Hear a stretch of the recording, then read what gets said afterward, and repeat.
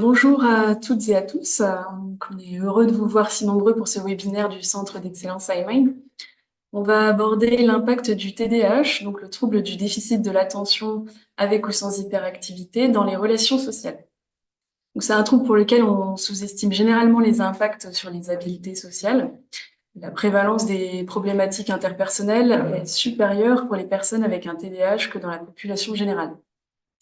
Nous allons donc illustrer à quoi peuvent ressembler ces défis au quotidien et comment améliorer la qualité de vie des personnes concernées. Donc aujourd'hui, on a le plaisir de recevoir nos deux intervenants, donc Pauline Bédé, qui est personne concernée par le TDAH, diagnostiquée à l'âge adulte. Elle est youtubeuse sur le sujet et instructrice MBSR, donc c'est de la réduction du stress basée sur la pleine conscience, spécialisée dans le TDAH. Pauline nous donnera quelques exemples sur ces difficultés sociales liées au TDAH. Et nous recevons également le docteur Pierre Oswald, qui est psychiatre, médecin-chef au centre hospitalier Jean Tiquet à Bruxelles. Il est également maître de conférence à la faculté des sciences de la motricité à l'Université libre de Bruxelles et chargé de cours à la faculté de psychologie et sciences de l'éducation à l'Université de Mons. Donc Pierre nous apportera son regard de clinicien sur le vécu de Pauline et spécifiera les accompagnements pouvant être mis en place. Nous vous ferons parvenir en fin de webinaire une liste d'articles scientifiques étayant les problématiques de cognition sociale spécifiques au TDAH. Et avant de leur laisser la parole, je vais donner quelques mots sur le déroulement de ce webinaire. Vous allez tout d'abord assister à une présentation d'environ 30-40 minutes de nos deux intervenants. S'en suivra un temps d'échange. Pendant les présentations, on vous demande de bien garder vos micros fermés. Si vous avez des questions pendant les présentations, vous pouvez les poser dans le chat situé en bas de votre fenêtre Zoom ou attendre la fin du webinaire pour poser vos questions directement. Ce webinaire est enregistré. Si vous ne souhaitez pas que votre image soit diffusée, nous vous demandons de bien vouloir couper vos caméras. Vous pouvez retrouver l'enregistrement du webinaire sur notre chaîne YouTube, donc n'hésitez pas à vous abonner à la chaîne d'iMind et à nos réseaux pour vous tenir au courant de l'actualité. Pauline et Pierre, c'est à vous.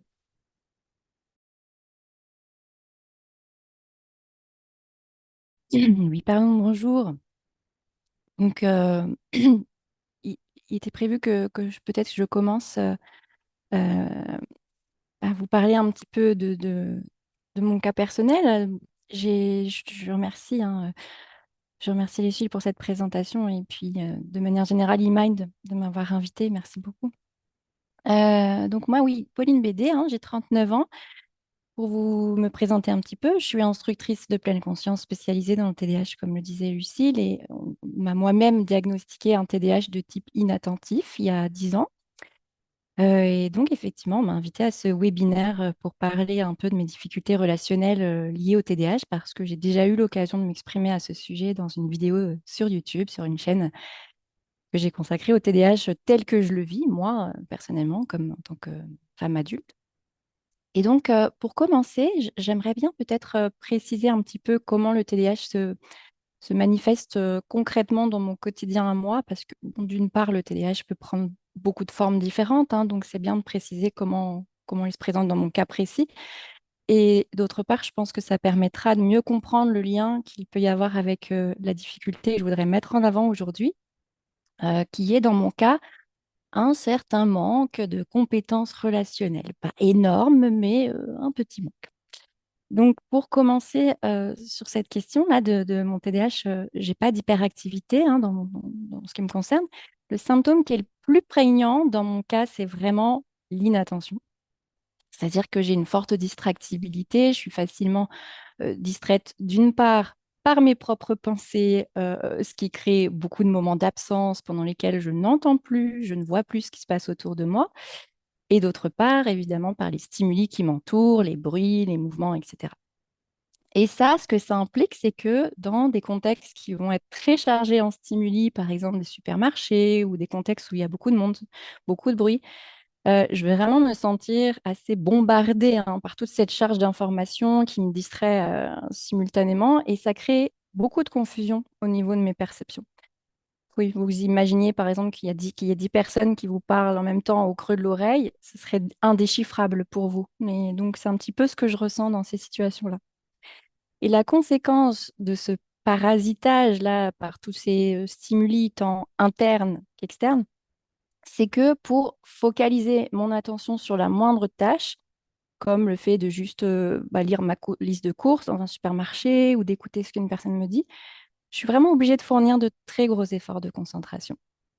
Donc déjà, là, ça donne déjà un élément pour comprendre une première difficulté que je rencontre sur le plan social, parce que la plupart du temps, la sociabilité, elle s'exerce dans des contextes de ce type, très chargés en stimuli. Que ce soit la sociabilité au travail ou dans la vie privée, souvent, ce sont des moments où les gens vont se rassembler en plus ou moins grand nombre dans des contextes assez bruyants. Donc, ce sont des situations qui entraînent beaucoup d'efforts cognitifs pour moi. Et par la même occasion, ben, assez rapidement, pas mal de fatigue cognitive. Donc, ça peut se traduire par des comportements qui, parfois, peut-être sont perçus par les autres comme bizarres, asociaux, enfin, des échos que j'en ai, hein.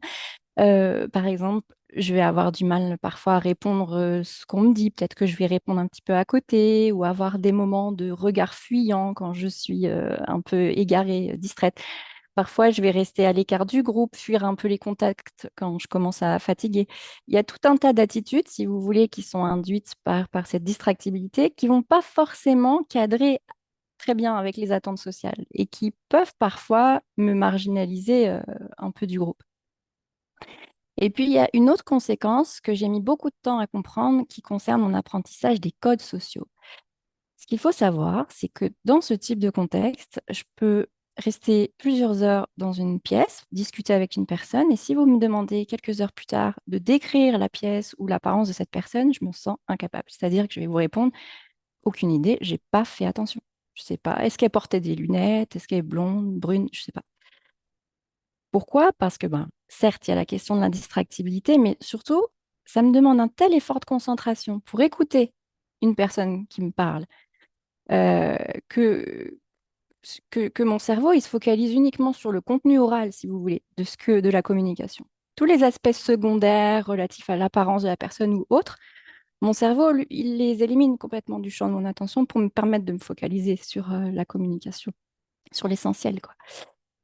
Pourquoi je vous explique ça? Parce que j'ai vraiment le sentiment que ces difficultés d'attention et par conséquent de mémorisation, hein, elles s'appliquent aussi aux codes d'interaction sociale.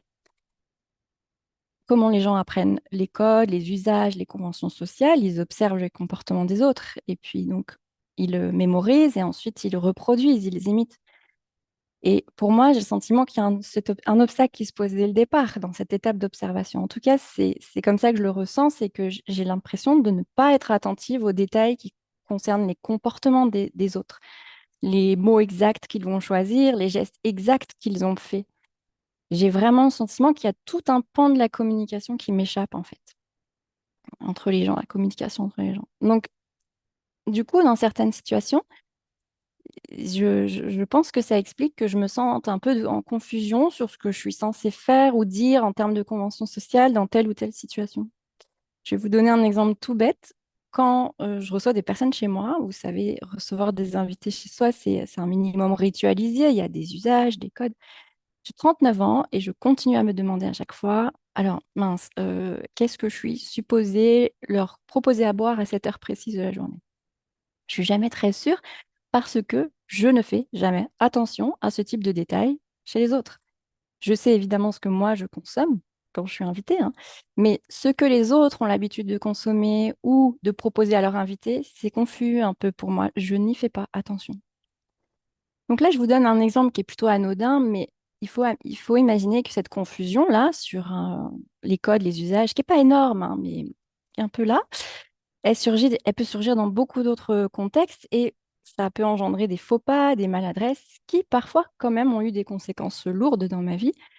L- Je crois que l'exemple le plus flagrant, c'est quand j'ai eu mon premier job d'étudiante à 18 ans, comme caissière dans un supermarché. Le tout premier jour, spontanément, je me suis adressée à ma responsable en la tutoyant. Je l'ai fait par réflexe parce qu'en fait, j'ai grandi aux Antilles et qu'aux Antilles, tout le monde tutoie un peu tout le monde, mais ce qui est fou, c'est que j'avais quand même, entre-temps, vécu 4 ans en France métropolitaine, mais je n'avais pas remarqué l'importance du vouvoiement. Évidemment, je savais qu'il y avait ces codes, qu'il fallait vous voyez dans certains contextes, etc. Mais je n'avais pas pris la mesure de l'importance du vouvoiement dans certains contextes. Donc, évidemment, ce qui s'est passé, c'est que ma responsable a interprété ça comme un manque de respect volontaire vis-à-vis d'elle, tout comme d'autres maladresses qui s'en sont suivies. Par exemple, elle m'a reproché de ne pas dire bonjour à mes collègues. En réalité, ce qui se passait, c'est que je ne voyais pas mes collègues quand je les croisais dans les rayons de supermarché à cause de l'inattention, tout simplement. Et dans cet exemple que je choisis là, ce deuxième exemple, évidemment, je connais la règle du jeu social. Je sais qu'il faut dire bonjour à ses collègues de travail, évidemment. Mais il y a aussi beaucoup de situations dans lesquelles je suis handicapée par mes symptômes qui m'empêchent de répondre efficacement aux normes et aux attentes sociales.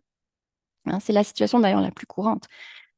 Et le fait est que ces maladresses-là, il y en a eu d'autres, elles ont eu des répercussions vraiment désastreuses sur ma relation avec ma supérieure qui, au bout de même pas 2 semaines, a commencé à exercer une forme de pression psychologique sur moi pour que je démissionne.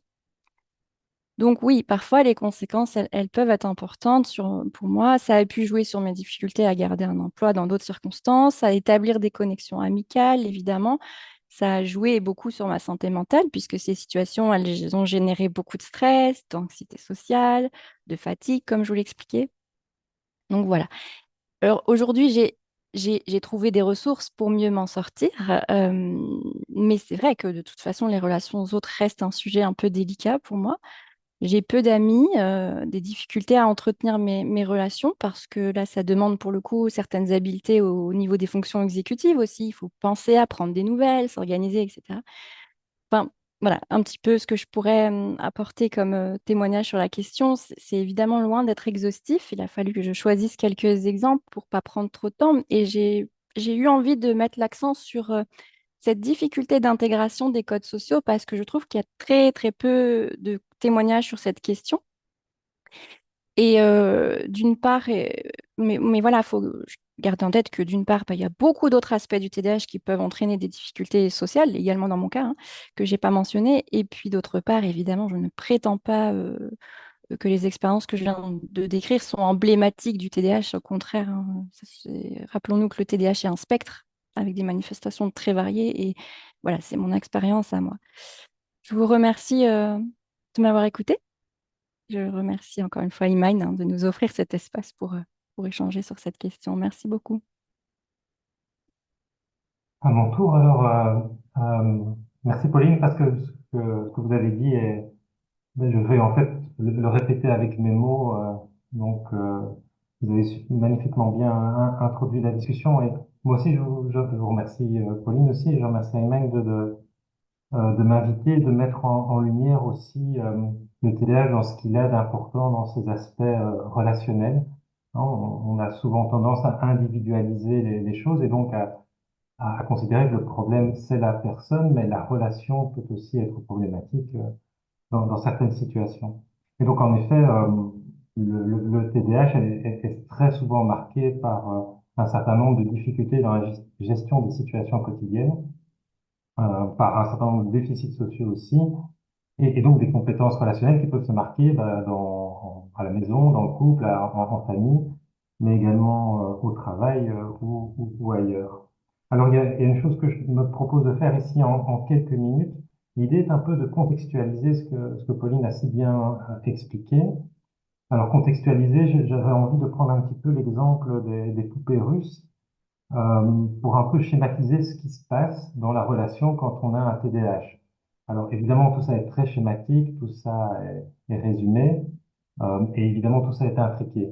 Mais ce qui est intéressant peut-être dans cette approche-là, c'est peut-être de faire passer le message que à chaque petite poupée russe qu'on détecte et qu'on arrive à isoler, il y a pour chacune d'entre elles à la fois ben, à la fois des manifestations, des conséquences qui peuvent être positives, des conséquences qui peuvent être négatives.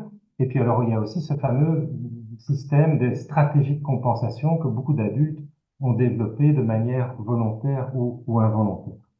Alors, bah, Pauline l'a très bien dit, la première petite poupée russe, c'est les symptômes de base du TDAH, à savoir bah, chez Pauline l'inattention. Comme vous le savez, on parle aussi d'impulsivité et d'hyperactivité. Pauline a très bien expliqué ce que l'inattention de base peut faire. Quelqu'un qui est inattentif, c'est quelqu'un qui n'écoute pas, et bien souvent, ça se voit. Alors évidemment, dans la relation sociale, c'est quelque chose qui n'est pas tellement apprécié. Alors, peut-être un petit mot encore sur l'inattention, hein. Vous le savez sûrement, l'inattention dans le TDAH, ce n'est pas une inattention qui est de manière permanente dégradée ou inaccessible. Non, l'inattention, c'est une difficulté à maintenir son attention suffisamment longtemps sur un certain nombre de tâches, et souvent, cette inattention se manifeste dans des moments où peut-être elle ne doit pas justement se manifester. Et donc, l'inattention dans le TDAH, c'est trop ou trop peu. Et c'est parfois les montagnes russes de l'inattention. Et j'entendais très bien dans le témoignage de Pauline un petit peu cette notion-là, qui peut elle-même déjà très simplement pouvoir créer des situations d'isolement, parfois un certain nombre d'éléments ou de remarques qu'on peut entendre du style ah, celui-là ou celle-là, elle est égoïste, égocentrique, elle n'est même pas capable de s'intéresser à nous, etc. Donc ça, c'est déjà une petite poupée russe qui peut être associée à un certain nombre de désagréments et parfois de comorbidités, c'est-à-dire de troubles psychiatriques annexes associés au TDAH. Alors la deuxième petite poupée russe que je voulais isoler, c'est un élément qu'on appelle la théorie de l'esprit. Alors les Anglais disent theory of mind. La théorie de l'esprit, hein, c'est cette capacité de chaque fois lire la définition, parce que sinon je l'oublie, mais donc c'est la capacité d'attribuer des états mentaux comme des croyances, des intentions, des désirs, des connaissances à soi-même et aux autres. Donc cette théorie d'esprit, elle est essentielle. La théorie d'esprit, c'est cette capacité de pouvoir euh, comprendre la manière de fonctionner qu'a notre interlocuteur et donc d'introduire ici ou de démarrer ce qui peut être de l'ordre de l'interaction sociale ou de la communication tout simplement. On sait, et plusieurs études montrent que dans le TDAH, les patients ont une difficulté à pouvoir décoder un certain nombre de petits traits, un certain nombre de signaux, d'expressions faciales qu'ont les interlocuteurs. Et on ne le sait pas assez, mais la communication, c'est d'abord du non-verbal. Et quand on a du mal à pouvoir décoder les intentions, les émotions de nos interlocuteurs, il est évident que c'est un mauvais départ pour établir une relation adéquate. Et par exemple, hein, Pauline l'a dit, un aspect de cette théorie de l'esprit qui est très souvent remarqué dans le TDAH, c'est cette difficulté à pouvoir prêter attention à des indices sociaux subtils, comme une personne en face de vous qui vous fait sentir qu'elle a envie que la communication ou que la conversation s'arrête. Eh bien, on a pu aussi identifier, et ce sont des études générales, hein, donc ça dépend de chaque personne, certains plus, certains moins, que dans ce cas-là, bah, les personnes qui sont porteuses d'un TDAH ont des difficultés à pouvoir détecter ces signes et donc de pouvoir entamer des relations adéquates. On a parfois aussi assez souvent en consultation des gens qui peuvent paraître naïfs parce qu'ils croient assez facilement ce que disent les autres personnes. Hein, donc ils ont du mal à détecter les croyances erronées. C'est pas de la bêtise, c'est pas de la naïveté, non, c'est vraiment quelque chose qui est lié à cette théorie de l'esprit. Et donc là, vous voyez que là aussi, les conséquences peuvent être dommageables, hein, puisque au-delà de l'inattention en tant que telle, qui est quand même le moteur quand même des difficultés relationnelles, il y a cet aspect un peu plus global, hein, qu'on appelle la théorie de l'esprit, et qui peut être source, par exemple, d'exclusion, de dénigrement, de discrimination, et qui évidemment peut jouer sur les émotions et le moral des gens. Alors, si je devais encore une dernière fois isoler une poupée russe, hein, et vous voyez que tout ça s'imbrique, hein, c'est d'où l'image des poupées russes, c'est ce qu'on appelle la métacognition. Alors, la métacognition, certains d'entre vous connaissent bien cet aspect-là. La métacognition, c'est cette capacité de réfléchir sur ses propres processus cognitifs, c'est-à-dire d'avoir une vision relativement adéquate de la manière dont on appréhende le monde extérieur. On résume souvent la métacognition en disant c'est penser sur sa pensée. Et donc, c'est d'avoir une vision, une vue sur la manière dont on interagit avec les autres, dont tout dont on arrive à pouvoir initier un certain nombre de tâches, par exemple. Eh bien là, on remarque de manière là aussi assez évidente que ça peut paraître assez étonnant, mais les adultes TDAH en particulier ont une réelle difficulté à pouvoir avoir une vision claire de leur manière de fonctionner, de leur manière de penser. Un exemple typique, c'est avoir une difficulté à estimer le temps nécessaire pour effectuer une tâche. Beaucoup d'adultes TDAH ont ça. Et ces difficultés métacognitives sont très fréquemment rencontrées chez les adultes cognitifs. Alors, chez les adultes TDAH, pardon. Et donc, vous pouvez dès à présent, et ça, on va y venir maintenant tout doucement, et je vais laisser la parole à Pauline, mais que vous voyez que dans ces différentes petites poupées russes que j'ai évoquées, donc à la fois les aspects de base, et puis les aspects un petit peu plus globalisants et méta, comme on dit, s'y retrouvent à la fois des sources de désagréments, des sources de souffrance, mais aussi, et c'est ça qu'il est nécessaire de dire, cette distinction nous permet aussi d'identifier des leviers thérapeutiques. Et donc, on y reviendra après, après le passage de Pauline, parce que au travers de ce qu'a dit Pauline, et au travers de ce que je viens de vous dire, il y a, à mon sens, des possibilités thérapeutiques évidentes qui dépassent allègrement les hypothèses thérapeutiques de base, médicaments ou autres, mais on y reviendra après. Donc, Pauline, je vous laisse cède la parole. Je pense qu'on est dans les temps et c'est à vous. Merci Pierre. Oui, dans mon cas, à moi, un outil qui m'a énormément apporté, c'est la pleine conscience, hein. C'est un ensemble de pratiques méditatives pour le dire vite. Euh, et un des éléments, alors déjà, le fait d'avoir pratiqué ça pendant un certain nombre de temps euh, m'a permis de me sentir de manière générale moins stressée, moins anxieuse, et ça s'est retranscrit aussi dans mes relations aux autres, c'est-à-dire que je me suis commencé à me sentir beaucoup plus détendue dans mes relations avec les autres, et ça m'a aidé du point de vue de l'anxiété sociale, et puis ça m'a amené tout doucement aussi à arrêter le masking, hein. Vous savez, ce mot-là qui désigne le fait essayer de rentrer dans les codes et donc de masquer nos difficultés ou nos besoins pour pouvoir paraître normal, si je dis ça comme ça. Et je me suis sentie de plus en plus authentique dans ma manière d'être en relation avec les gens, du fait de me sentir simplement plus détendue de manière générale. Mais ce qui est très intéressant aussi, c'est que la pleine conscience, on apprend à prendre conscience de ce qu'on est en train de vivre, de faire. Il y a cette dimension de prendre des pauses, des temps d'arrêt avant d'agir, et pour prendre conscience de ce qu'on ressent, de ce qu'on est en train de vivre de manière générale, et ça permet un recul, s'observer avec plus de hauteur. Et ça m'a beaucoup aidé aussi à apprendre à avoir une meilleure autorégulation de mon comportement, si vous voulez. À prendre conscience que, tiens, là, j'ai des émotions, donc est-ce que j'ai vraiment envie de réagir de telle ou telle manière? Voilà, de prendre des décisions plus conscientes sur ma manière de réagir. Et puis aussi d'être plus, la pleine conscience aide à être plus attentive, donc du coup, j'arrive à être plus, avoir une écoute de meilleure qualité, voilà, ce genre de choses. Et puis, je pense que ce qui m'a beaucoup aidé, c'est d'avoir développé une certaine expertise de mon trouble.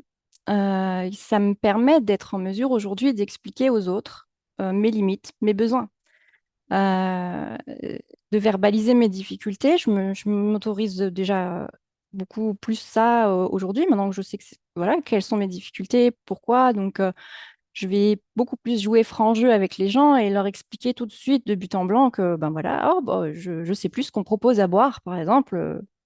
Voilà, comme ça évite ça évite qu'il y ait des malentendus, des mauvaises interprétations ou tiens, bah, je suis pas capable de retenir ton prénom, je te préviens. Voilà, ça évite qu'il y ait de blesser les autres, quoi, de tout de suite prévenir sur nos difficultés. Et puis, au-delà de ça, d'être en mesure d'expliquer de quoi j'ai besoin. C'est-à-dire que je vais vous donner un exemple, et pas mal, je trouve. Mon compagnon m'a reproché récemment, il ne se sentait pas écouté. J'étais étonnée parce que j'ai l'impression que j'avais beaucoup évolué sur ce point. Et je lui ai demandé de m'expliquer quand est-ce que ça se produisait, les moments où il ne se sentait pas écouté exactement, de m'expliquer. Et on s'est rendu compte que c'était les moments où j'étais concentrée sur quelque chose. Donc ces moments-là, je ne l'entends même pas. Il s'adresse à moi, mais je suis pas, je remarque pas. Donc je lui ai dit, mais alors ce qu'on pourrait faire, c'est que quand tu veux mon attention, tu me prends par les épaules, tu me secoues très fort. Et en fait, c'est super parce que ça nous fait rigoler. Donc du coup, ça, voilà, déjà, ça permet d'aborder les choses d'une manière légère et ludique. Et ça nous aide tous les deux. Voilà, et c'est tout simple, ça demande pas d'effort. Donc c'est vraiment dans ce sens-là maintenant que je communique beaucoup avec les gens, c'est-à-dire de leur expliquer, voilà, pourquoi, de leur dire, voilà, moi c'est pas une question de me donner une excuse. Souvent les gens perçoivent ça comme ça. Oui, j'ai un TDAH et ah, c'est une excuse. Mais je le fais jamais avec l'intention de donner une excuse à mon comportement quand il nuit aux autres. Je leur ai dit, mais moi j'ai envie de prendre soin de toi, de notre lien, mais il y a tel aspect de mon trouble qui m'en empêche pour telle raison. Du coup, je te propose une solution. Et l'idée, c'est que ça soit quelque chose de très simple à mettre en œuvre pour l'autre personne, pour pas qu'il porte le poids du trouble exactement. Mais voilà, ça veut dire que ça demande une expertise, certaine expertise sur son trouble, parce qu'il faut être en mesure de proposer des solutions aux autres. Voilà. Donc c'est oui, un peu les deux pistes, moi, qui m'ont beaucoup aidé, la pleine conscience et la communication sur mes besoins et mes limites. Mm. Je reprends la main, Pauline? C'est OK Ouais, pour vous? oui, pardon. OK. Là, vous avez dit encore des choses essentielles, hein. Si, si de mon côté, je devais aborder les solutions ici, évidemment, on n'aurait pas assez de ce webinaire. Et donc, l'idée, c'est aussi de me focaliser sur l'une ou l'autre approche.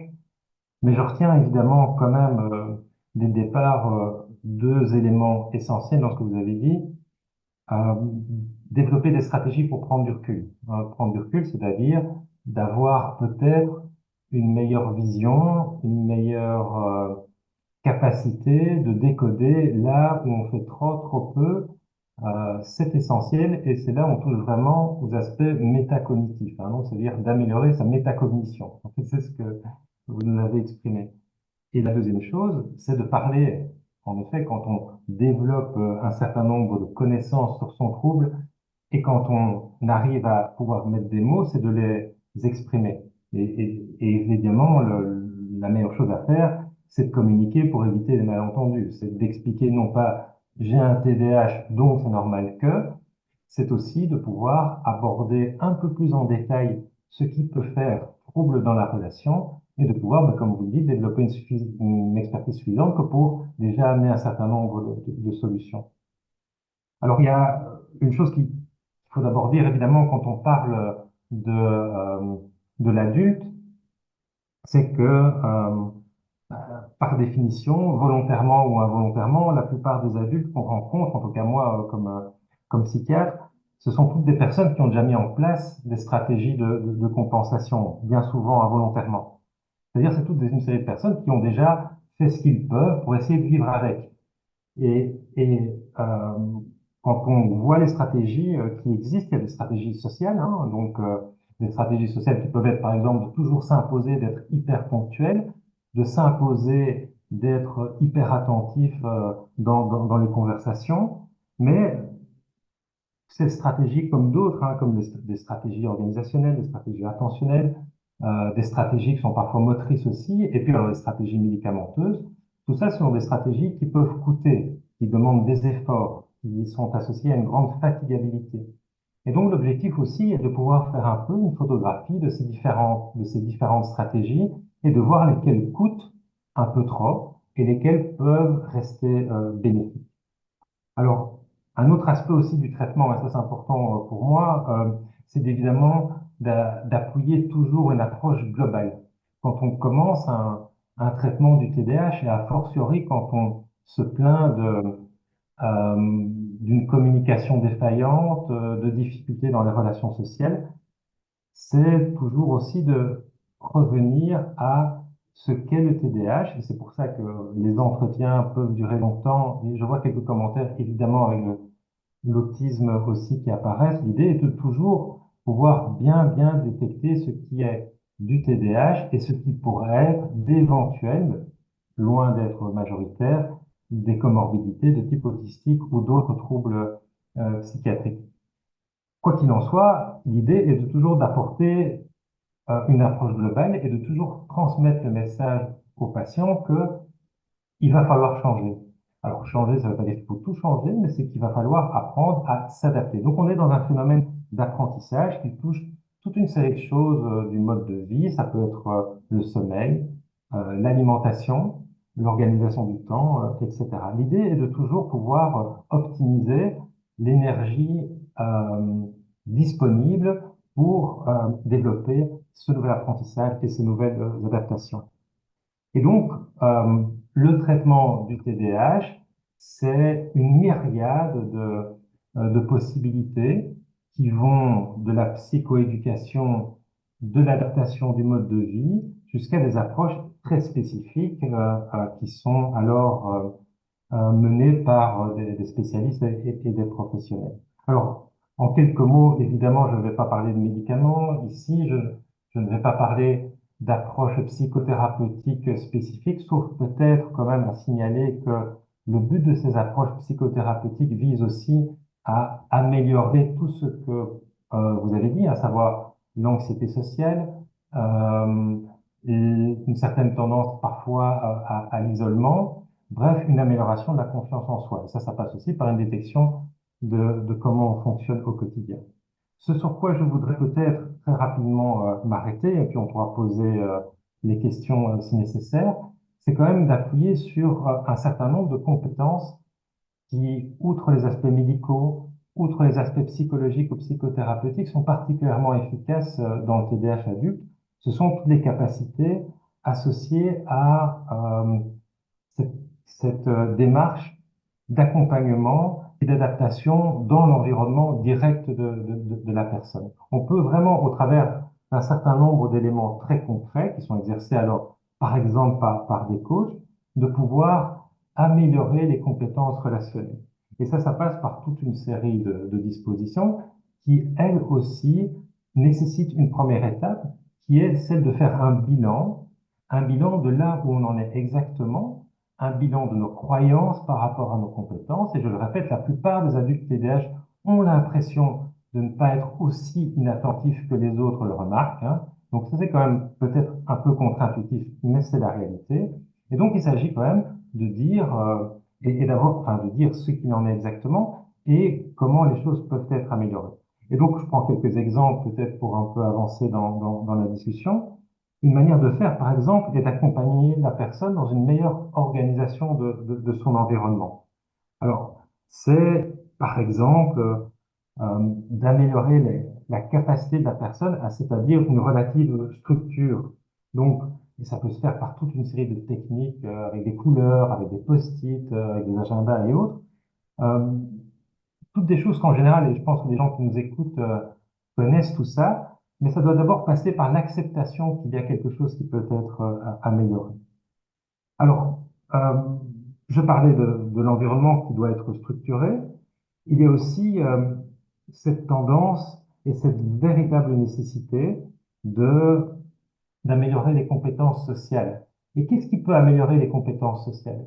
C'est d'abord de peut-être être attentif aux besoins de l'autre, hein. On parlait ici de theory of mind. Être attentif aux besoins de l'autre, ça peut être par exemple au travail d'être ponctuel, d'être à l'heure au rendez-vous, d'être attentif à ce que nos collègues demandent. Et puis alors, être attentif à ce que nos collègues demandent, mais aussi d'être attentif à ce que les membres de la famille nous demandent. Et donc, les thérapeutes, les coachs qui visent un peu cet aspect occupationnel peuvent pointer un certain nombre d'éléments indirects qui peuvent aussi un peu mieux organiser les relations sociales. Une chose aussi qui est souvent associée à ces difficultés relationnelles, c'est le stress et c'est l'angoisse qui peut être eux-mêmes associés à de l'anxiété. Et là aussi, il peut y avoir toute une série de techniques, là aussi très concrètes, hein, comme le planning, l'agenda et autres, qui peuvent suffisamment structurer la personne que pour limiter cette tendance que les gens ont à développer du stress. Alors, je ne vais pas rentrer dans le détail de deux aspects qui sont vraiment essentiels dans le TDAH, qui est la gestion de la journée La planification. Planifier sa journée, c'est éviter d'être dans un mode trop réactif, qui lui-même alors est associé à des émotions qui sont problématiques voire même douloureuses. Donc l'idée est de toujours le plus possible anticiper le planning, anticiper les tâches, mais anticiper aussi les relations. Et ça, c'est aussi quelque chose qui nécessite un apprentissage. Et puis alors aussi, tous ces éléments autour de la gestion du temps, et là, je n'ai pas trop le temps d'y revenir. Euh, donc, globalement, il y a euh, une possibilité, je dirais, occupationnelle, assez stratégique, assez concrète pour essayer d'encadrer un petit peu ces différents éléments. Et donc, je vais reprendre encore deux, trois éléments pour terminer. En effet, la méditation est un élément essentiel pour toucher un certain nombre de choses que je viens de signaler, mais aussi pour, et ça Pauline a très bien dit, pour petit à petit arriver à cette régulation émotionnelle. La prise de recul, c'est les outils qui veillent à la régulation émotionnelle. Et tous les éléments occupationnels que je viens de citer visent aussi la régulation émotionnelle pour être suffisamment sur un pied d'égalité avec votre interlocuteur que pour améliorer vos compétences liées aux théories d'esprit, à la métacognition, qui vous permettent alors à ce moment-là, petit à petit, de développer une relation, je dirais, plus adéquate. Donc voilà, un certain nombre d'éléments que je voulais signaler. Bien insister donc sur ces différentes étapes, ces différents éléments de poupée russe et chaque fois se dire que une fois qu'on arrive à identifier un levier thérapeutique, on peut alors en faire une réelle force. Et ça, c'est aussi un message qu'on connaît bien ici, mais qui est quand même important de rappeler, c'est que une fois qu'on arrive à détecter les choses, à prendre du recul, eh bien, le TDAH peut être source de créativité, source de multiples activités, elles-mêmes associées à pas mal de bénéfices. Alors, je pense que j'ai bien dépassé mon temps, je vais m'arrêter là et peut-être laisser la Oui, place aux éventuelles questions. je vous remercie beaucoup Pauline et Pierre pour vos interventions. Donc c'est maintenant le moment des questions. Si une personne souhaite prendre la parole, vous pouvez lever la main depuis la fonction Zoom et ouvrir votre micro. Est-ce qu'il y a des questions? Bonjour, oui, je n'arrive pas à savoir où est-ce qu'il faut lever la main sur Ah, j'arrive pas à le trouver. Non, c'est pas grave, on vous écoute. Ok, super. Bon, je vais essayer de faire bref. Déjà, merci pour vos interventions, c'était génial du coup.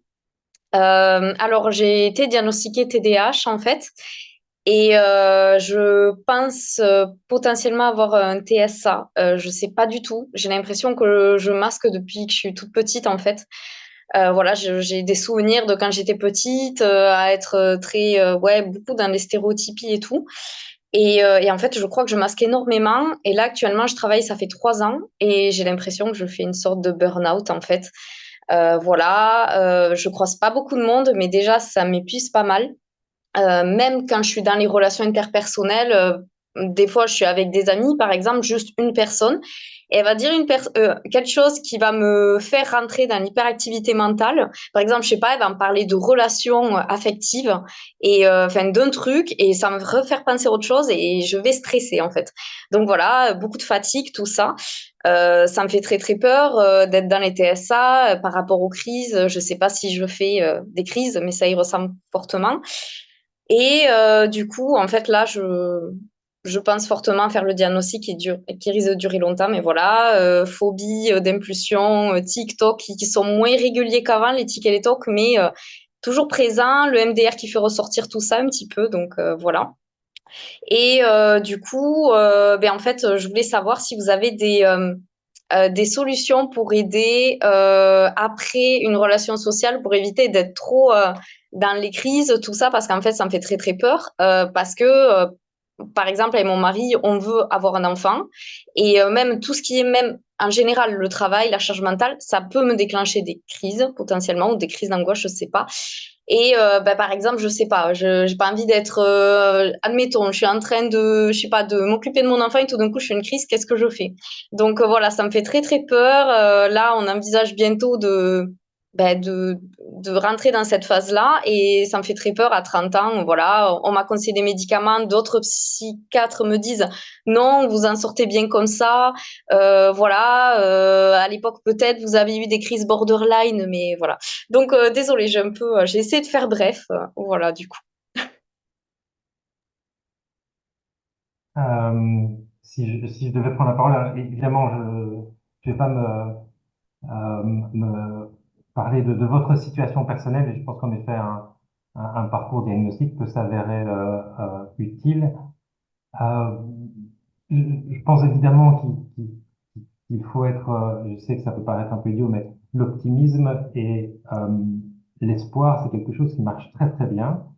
Donc, ce sont deux ressources très très utiles. Donc, je pense vraiment que c'est des choses qui peuvent vraiment vous aider et que c'est vraiment ça, en soutenant ça et en utilisant ces ressources-là également parmi d'autres que vous pourrez avancer. Deux petites remarques. On n'a pas l'occasion ici de parler du TSA, mais je pense que ce sont quand même deux phénomènes différents. Il y a effectivement des aspects liés à la théorie de l'esprit, la métacognition dans les deux entités, même si toutes les deux sont des entités dimensionnelles, c'est-à-dire qu'il y a effectivement des intersections à un moment ou à un autre, les mécanismes sont quand même quelque peu différents et donc il faut en tenir compte. Et puis l'autre aspect, il ne s'agit pas obligatoirement d'avoir absolument un diagnostic pour agir. Vous avez identifié un certain nombre de choses que nous, dans notre jargon, on appelle transdiagnostiques, hein, c'est-à-dire qui existent dans un certain nombre de situations que vous avez citées, certains diagnostics. Ça ne vous empêche évidemment pas de déjà pouvoir mettre en place, au travers d'un certain nombre de thérapies, par exemple, des stratégies de gestion des émotions, par exemple, si ça peut être utile. Il faut aussi éviter cette espèce de dictature du diagnostic. Le diagnostic n'est pas nécessaire pour entamer un traitement, et donc je peux que vous engager, voilà, de manière très très vague évidemment, à pouvoir aussi vous dire, mais tiens, parmi tout ce que les choses qui occupent ma vie, il y a peut-être des éléments que je peux déjà travailler dès à présent. Et donc ça, c'est aussi une idée parmi d'autres. D'accord, merci. On va laisser la parole à Sophie qui avait levé la main. Oui, bonjour. Voilà, moi j'ai un triple diagnostic. J'ai entendu parler du borderline. Je suis aussi bipolaire, mais mon TDAH est le plus prégnant dans mes trois diagnostics. Et j'ai vraiment très très difficile, si je vais travailler, de ne pas couper la parole, de laisser l'espace et aussi de ressentir les émotions de l'autre par rapport à la théorie de l'esprit. Et je sais que la pleine conscience, c'est un outil fabuleux, mais ça me dépasse au fait. Enfin, l'impulsivité est trop forte. Est-ce que vous avez des idées à me conseiller? Peut-être, je laisserai peut-être Pauline aussi parler de la pleine conscience. Donc, il existe des stratégies de pleine conscience spécifiquement adaptées au TDAH adulte, hein. Donc, je peux que vous engager aussi à vous informer là-dessus. En effet, certains patients ont du mal avec la pleine conscience parce qu'ils trouvent que c'est un peu trop soft.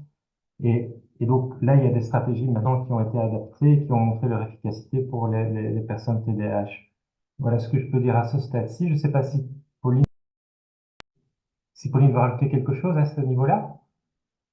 Oui, moi, c'est mon métier de l'enseigner aux personnes qui ont un TDAH et donc effectivement, moi, il- il- les gens pensent souvent que il suffirait d'écouter un audio et puis ah, ça marche pas, en fait, je suis très agitée, c'est chiant, je m'ennuie.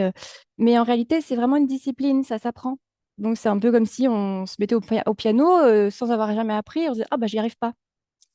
Mais en réalité, c'est beaucoup plus technique que ça en a l'air. Et c'est un apprentissage, hein, la pleine conscience en réalité. Et c'est justement parce qu'il y a des problèmes d'attention, d'impulsivité, d'agitation, etc., que ça ne peut être que bénéfice, parce que ce sont des domaines sur lesquels on travaille à progresser avec l'outil de la pleine conscience. Mais effectivement, ça peut être compliqué. Enfin, beaucoup de personnes, moi j'ai appris avec un programme MBSR classique, mais sûr que beaucoup de personnes ont besoin d'adaptation et de se diriger vers des programmes adaptés au TDAH qui prend en compte les besoins spécifiques qu'il peut y avoir, notamment en termes de mouvement, par exemple, de faire des exercices davantage en mouvement, ce genre de choses. Donc, mais c'est accessible, hein. D'accord, je vais essayer. Alors, C'est il nous juste reste plus beaucoup ce de... qui serait l'idéal, ce serait pour moi de vraiment pouvoir, j'entends une phrase, je m'arrête, je respire, j'écoute mes émotions et je me mets à la place de mon interlocuteur et après seulement je peux me permettre de parler. Donc j'ai des notions théoriques qui sont pas mauvaises, enfin je pense que c'est pas mauvais et et pour les appliquer, c'est le pulsionnel, le cerveau reptilien fonce tout droit et même si je fais de la pleine conscience un peu pour m'endormir le soir et de temps en temps quand je suis stressée, ça suffit pas pour le moment présent quand je suis en situation directe au fait. Alors, il nous reste un peu moins de 10 minutes. On va essayer de laisser la parole à Florou, qui avait levé la main ensuite. Oui, bonjour, est-ce que vous m'entendez? On vous Allô? entend. Ah, super. Je me présente brièvement.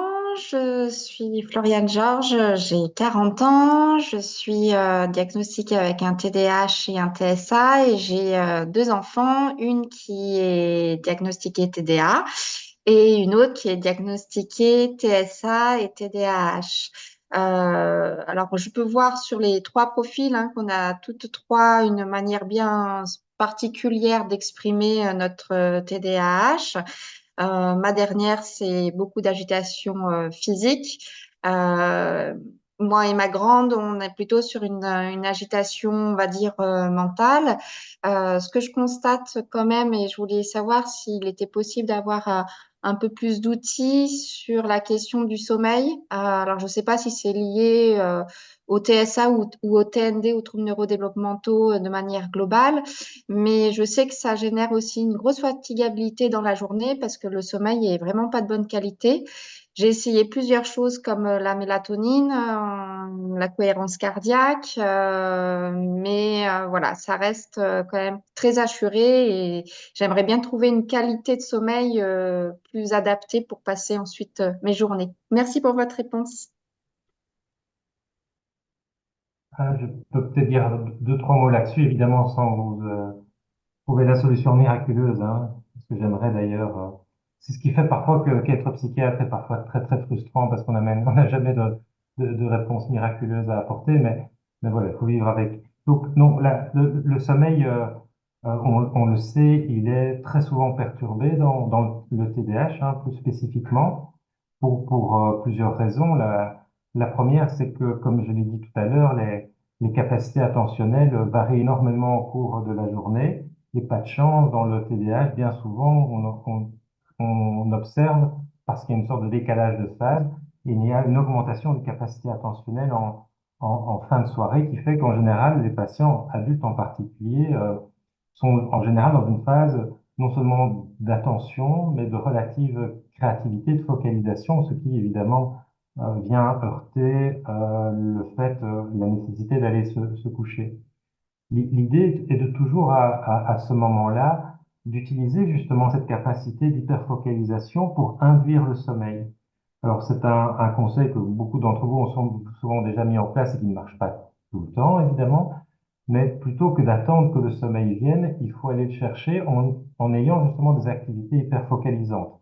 Alors, j'en ai entendu évidemment des centaines au cours de ma pratique, mais euh, l'idée est quand même, je le répète, d'hyperfocaliser, que ce soit sur un podcast, que ce soit sur parfois certaines images, en évitant évidemment la lumière bleue, non, justement en justifiant ça, ou en se concentrant sur un livre ou toute autre activité. Mais effectivement, il est, entre autres choses, très difficile d'initier un programme thérapeutique avec quelqu'un qui ne dort que 2 ou 3 heures par nuit. Et donc, d'un point de vue psychoéducatif, d'un point de vue organisationnel, la première étape d'un traitement, c'est d'améliorer les capacités de sommeil, qui, on le sait, est en plus bousculé par le fait que bien souvent les patients ont un syndrome des jambes sans repos ou un sommeil marqué par une certaine forme d'anxiété qui fait que leur sommeil est léger et marqué par des éveils fréquents. Donc vous voyez que là aussi, il y a tout un tableau qu'il s'agit aussi de détricoter pour essayer d'apporter des solutions spécifiques ou bien un ensemble de solutions qui répondent aux différentes spécificités du sommeil des patients.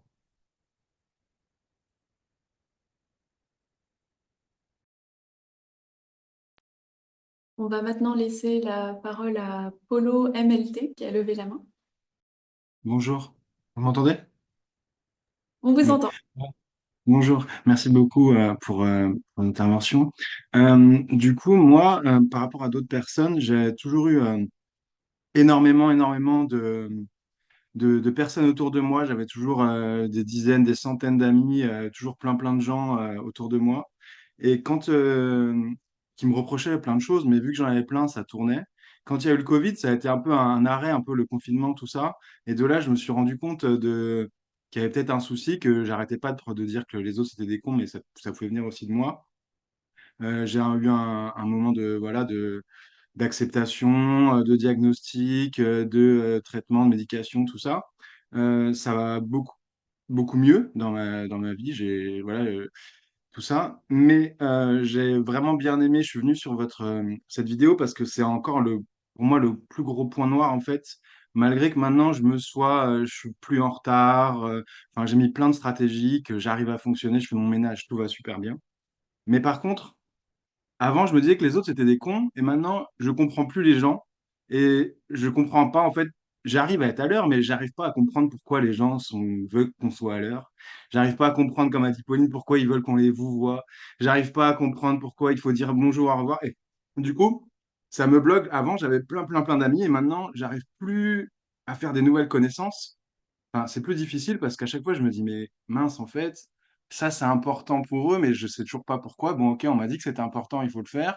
Ok, il faut faire la bise aux gens, je sais pas pourquoi, je comprends pas pourquoi, mais ok, faisons-le. Et en tout cas, c'est ce qui me bloque. Et au travail, c'est un blocage aussi. Il y a des chefs qui viennent me parler alors que je suis concentré et je leur réponds pas, mais en fait, pourquoi vous voulez que je vous réponde à vos mails maintenant? De toute façon, c'est pour dans une semaine, je comprends pas pourquoi vous voulez maintenant, bref. Voilà, en tout cas, c'était très intéressant. J'ai pas encore des réponses, vous n'avez pas tous, mais voilà, moi en tout cas, c'est là-dessus que j'ai vraiment de soucis, c'est que je comprends pas qu'est-ce que c'est que la norme en fait.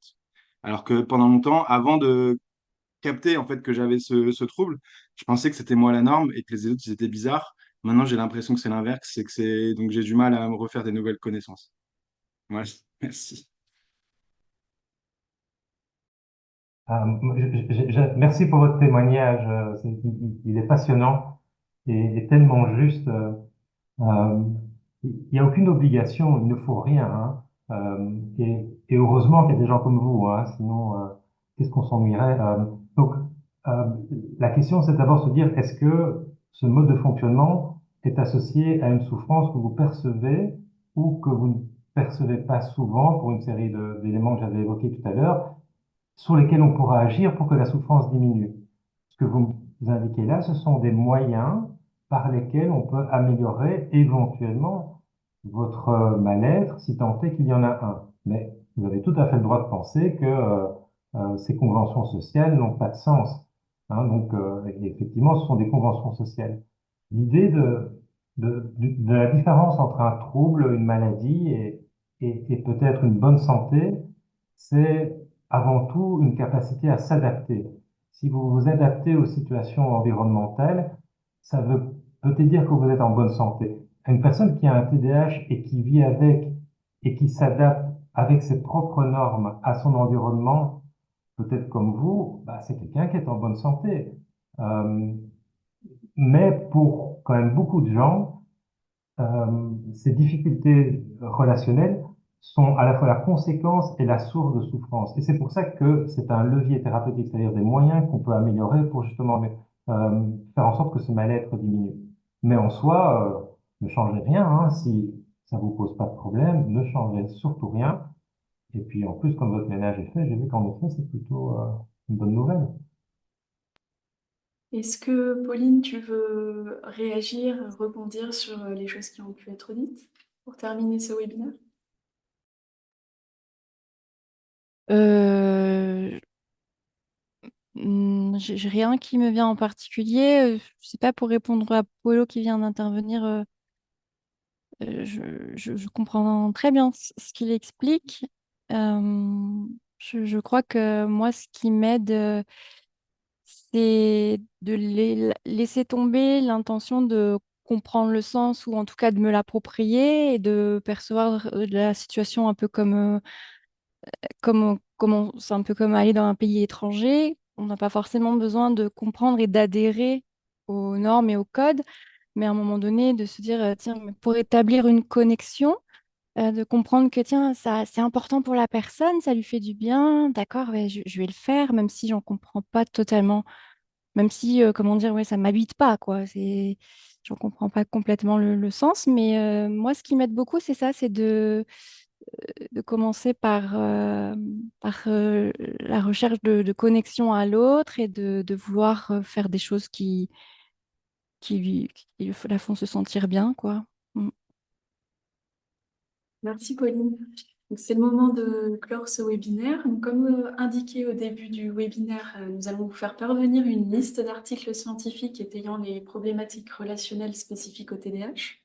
Un grand merci à Pauline et Pierre qui nous ont ravis avec leur présentation et leur interactivité. Il est temps pour nous de vous dire au revoir. On vous souhaite un bel été. On vous retrouve en septembre pour d'autres webinaires. Merci à tous.